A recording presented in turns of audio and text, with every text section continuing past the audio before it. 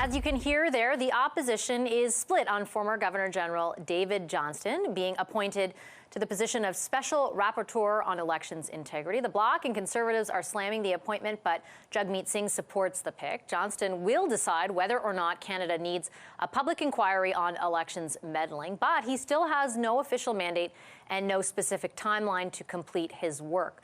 What does the government need to do to sell Canadians on their approach? Let's bring in our panel of premiers. Former BC Premier Christy Clark is here tonight. Former Ontario Premier Kathleen Wynne is as well. And so is former Nova Scotia Premier Darrell Dexter. Hi, everyone. Good to see you. Great to have you with us tonight. Hi, guys. Hi.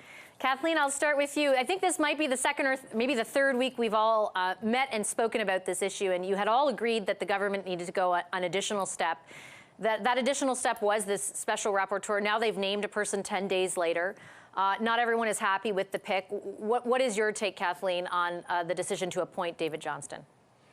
Well, I think David Johnston is a wonderful man. I think as I've heard everyone say, he's a man of integrity and honor, and all the work that he's done, including being Governor General, having been appointed by Stephen Harper, he's really he's covered himself in, if not glory, and certainly respect. So I think he's a great choice. I think it's going to be very hard for him not to recommend a public inquiry. I think that is, the rhetoric around this has gotten to the point where I think that's going to be challenging, but I think he needs to be allowed to do his work.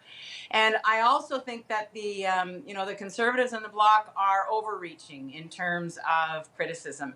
I really believe that Pierre Poilievre would have criticized any choice, and it makes the process, it diminishes the process. So you can't say on the one hand David Johnston is a fine man, and on the other hand, but he can't do this work. So I think it's a great choice. I don't know what his time mandate is. I hope it doesn't go on too long so that we get the recommendations and let the Prime Minister enact them.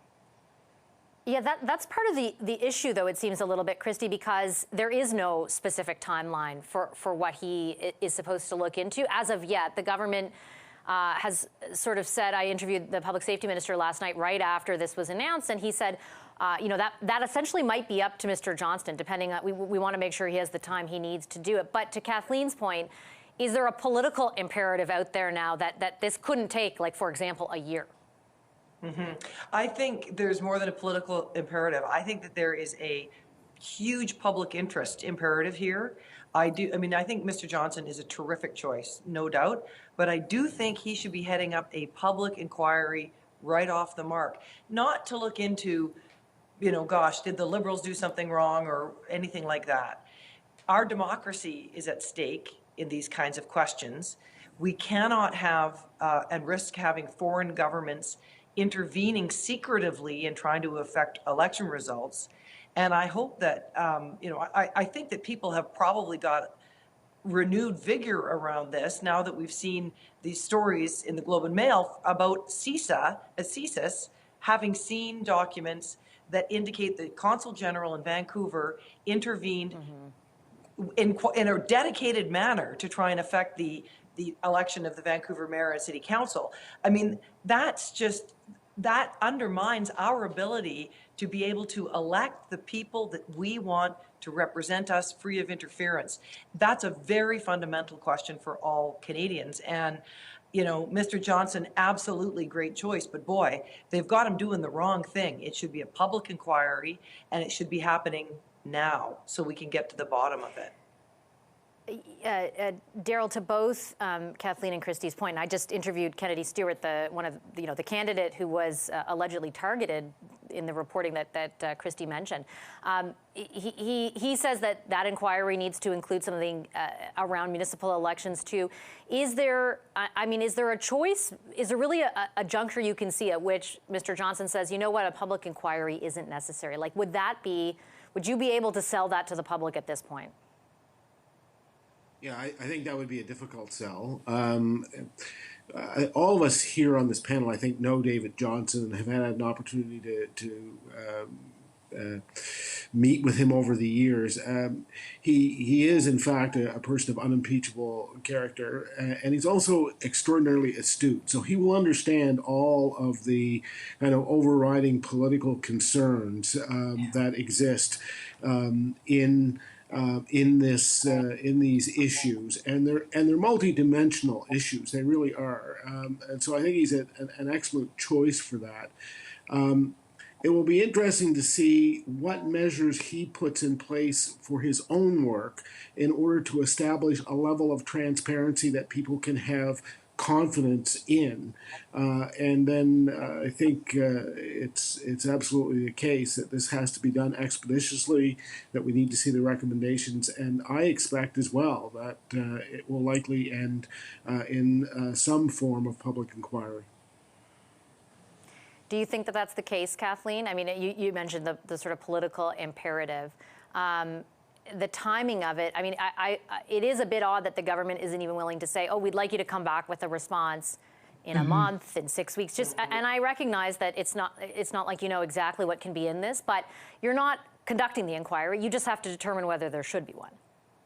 Yeah, I think Daryl makes a really good point about political acumen. David Johnston understands the political world. I mean, he's been president of universities. He's interacted with government in different ways, and of course, having been governor general, so he will understand what's going on in the public discussion about this. So I completely trust that he will. He'll see that, and he'll know that he needs to deliver his recommendations quickly. But I just struggle to see a scenario where he doesn't recommend a public inquiry. I don't know what that would look like at this point, and whether the Prime Minister then would have to, if he did recommend that we didn't need a public inquiry, whether the Prime Minister would have to call one anyway. I don't know. I think another interesting question is, I wonder who else was asked and said they didn't want to do it, or whether, because it's a really tricky task that he's being asked to take on. And I think in some ways we owe him a debt of gratitude that he's willing to step up, I don't know. I, of course, don't know if anybody else was asked, so don't get me wrong. But I think it's a fraught job he's been asked to do. So hats off to him for doing it. I did ask Minister Mendocino Christie if he hesitated at all. He didn't really answer that question. But I would guess, like your co-panelists, that Mr. Johnston, of all people, would understand that he can't take 6 months to come back with a response on this, especially when you have reporting almost on a daily basis, like what you pointed to today, where every day Canadians are learning of a new possibility of this occurring. Well, yeah. I mean, David Johnston, there's no shortage of, I have no shortage of respect for his ability here. The thing is that we all think it's going to have to go to a public inquiry. And I don't understand why the federal government is delaying that by not just calling a federal inquiry and having David Johnston head it up. They could very easily do that. And it does suggest that they don't seem to take seriously how urgent this threat to our democracy is. These allegations suggest that this is already happening, already affecting elections in places across the country. Municipal elections too, which are easier to affect because the voter turnout is smaller. I don't know why they would delay, because I don't think there's anything more important than the democratic process for Canadians. Okay, I think on that another note, way, I've got to take a quick break.